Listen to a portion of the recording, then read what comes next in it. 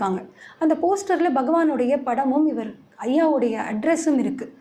பாலகுமாரன் அவர்களுக்கு எப்படி பகவான் யோகிராம் சுரத்குமார் அவர்களை காண்டாக்ட் பண்ணணும் அப்படின்னு தெரியல. அதனால் இவர் பொன் காமராஜ் ஐயா அவர்களுக்கு ஒரு கடிதம் எழுதுகிறார். எனக்கு இந்த மாதிரி இந்த குருவை பார்க்க வேண்டும், எனக்கு சந்திக்க வேண்டும் என்ற ஆவல் இருக்கிறது அப்படிங்கும் பொழுது ஐயா அவருக்கு அருட்பிரசாதமாக விபூதியையும் ஒரு கோட்டு சித்திரமாக வரைந்த ஒரு பகவானுடைய படத்தையும் போஸ்டில் அனுப்புகிறாங்க.